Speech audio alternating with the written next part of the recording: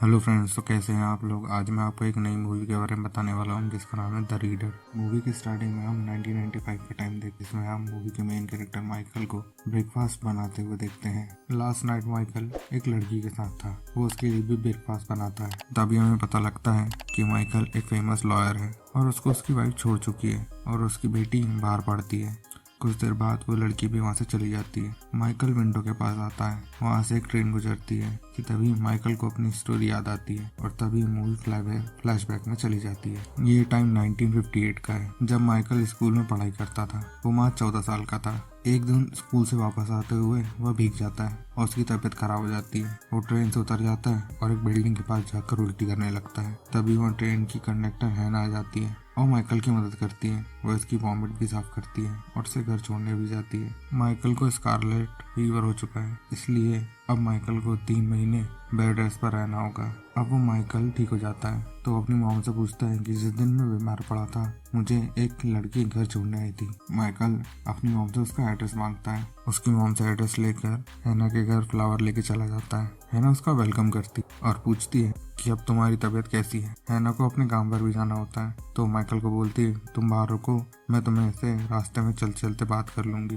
तभी माइकल बाहर निकल जाता और वो हीना को कपड़े चेंज करते हुए देखता है। हैना उसे ये देखते हुए देख लेती है पर कुछ बोलती नहीं और माइकल वहाँ से घबरा के भाग जाता है। इसके बाद माइकल हैना का पीछा करने लगता है और उसे चोरी छुपे देखने लगता है। वो इन्हें से बात करना चाहता है पर उसकी फटती है। फाइनली वो एक दिन हिम्मत करके हैना से मिलने आता है और तभी हैना उससे नीचे कोयला लेके जाने को बोलती है, पर हमारा शख्स लौंडा कोयला लेने चला जाता है। जब वो वापस आता है तो उसका फेस और उसके कपड़े गंदे हो जाते हैं। फिर हैना कहती है कि तुम ऐसे हाल में घर नहीं जा पाओगे, आओ मैं तुमको नहला देती हूँ। अब माइकल ने मन में लड्डू फूटता है। अब हैना माइकल को नहलाने लगती है और फिर खुद अपने कपड़े उतार लेती है और माइकल के गले लग जाती है। और वो माइकल को बोलती है कि तुम भी तो यही चाहते थे ना, इसलिए तुम मेरा पीछा कर रहे थे। माइकल कुछ नहीं बोलता, वो पलटता है और हैना के साथ गपगप शुरू कर देता है। अगले सीन में हम देखते हैं कि माइकल वापस घर आ जाता है और तभी उसके फादर पूछते हैं कि तुम इतनी देर से कहाँ थे। वो बोलता है कि वो शहर में खो गया था और तभी उसकी बहन बोलती है कि कोई अपने होम टाउन में खोता है। फिर तभी माइकल की मॉम उसका सपोर्ट करती हैं और बोलती हैं कि माइकल कभी झूठ नहीं बोलता। तभी माइकल अपने फादर से पूछता है कि वो कल से स्कूल जाना चाहता है। उसके फादर मान जाते हैं। अगले सीन में हम देखते हैं कि स्कूल तो बस बहाना था। वो स्कूल का गोल मारकर हिना के साथ रोज गपागप करता था और पलंग तोड़ता था। एक दिन माइकल गपागप करते हुए उससे उसका नाम पूछता है। तब हमें पता लगता है कि हिना 35 साल की है और माइकल 14 साल का। गपागप खत्म होने के बाद एक दिन हिना उससे बुक पढ़ने को बोलती है और बोलती है तुम मुझे रोज एक बुक पढ़ के सुनाओ, उसके बाद हम गपागप करेंगे। माइकल मान जाता है। वो अब हिना को बुक पढ़ के सुनाता है, उसके बाद दोनों पलंग तोड़ गपागप करते हैं। अब एक दिन माइकल उससे बाहर घूमने ले जाता है। वो दोनों 2 साइकिल रेंट करते हैं और फिर दोनों कंट्री साइड पर घूमने चले जाते हैं। माइकल काफी खुश होता है कि फाइनली उसने हैना को पटा लिया और शायद हैना भी उसे पसंद करने लगती है। फिर वो दोनों लंच के लिए एक होटल जाते हैं और वहाँ जाकर हैना बोलती है कि आज माइकल जो खाना ऑर्डर करेगा वो वही खाएगी। ये मूवी का एक मेन पॉइंट है, इसके बारे में बाद में पता चलेगा। इधर वेटर्स को लगता है कि हैना माइकल की मॉम है,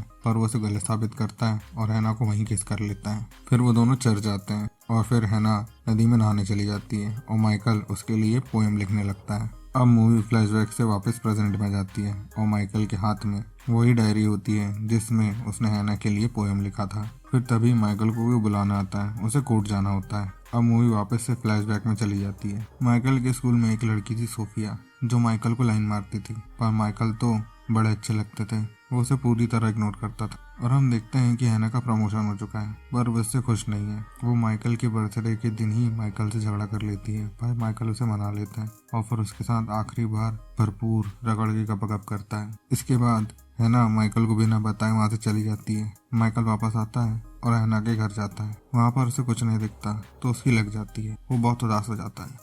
अगले सीन में हम देखते हैं कि 8 साल बीत चुके हैं और माइकल 23 साल का है और एक लॉ स्टूडेंट है। माइकल के कॉलेज वाले सभी स्टूडेंट को एक ट्रायल दिखाने के लिए लेके जाते हैं। वहाँ कुछ औरतों पे केस चल रहा है जिन्होंने 300 औरतों को जेल पर मरने के लिए छोड़ दिया था। तभी हम माइकल को हैना दिखती। माइकल जैसे जैसे सब भूलने लगा था, पर अब उसे सब याद आने लगता है। जो केस वहाँ चल रहा है उसकी मेन विटनेस आइलीन है, वो जेल में से भागने में सफल हुई थी। वो हैना को और बाकी औरतों को आइडेंटिफाई करती है और वो हैना के बारे में बोलती है कि वह एक लड़की को चुनती थी और उसे बुक पढ़ने को बोलती थी और अगले ही दिन वो लड़की मर जाती थी। फिर हैना को बुलाया जाता है। हैना बोलती है कि हाँ, मैं लड़कियों को बुलाती थी और उनसे फिर बुक पढ़वाती थी और उनको अगले दिन मार दिया जाता था, पर वो सिर्फ कमजोर लड़कियों को चुनती थी। और जो रिपोर्ट आपके पास है वो मैंने नहीं बनाई है, ये किसी और ने बनाई है और वहाँ हादसा हुआ था, ना कि मैंने जानबूझ के लोगों को मारा है। और वहाँ हैना की साइन भी होती है और तभी हैना के साथ काम करने वाली औरतें हैना पे इल्जाम लगा देती हैं।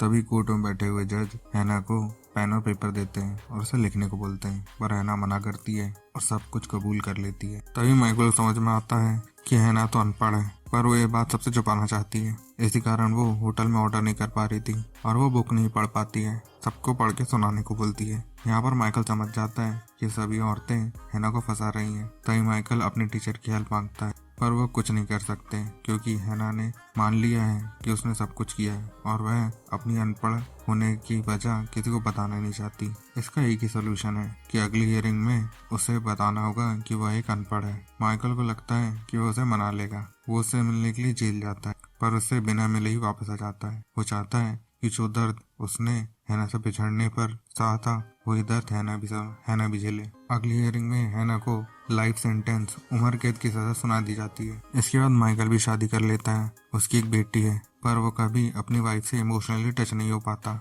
और उसे डिवोर्स दे देता है। उसकी बच्ची भी उससे दूर रहती है। अब एक दिन माइकल के हाथ एक बुक लगती है।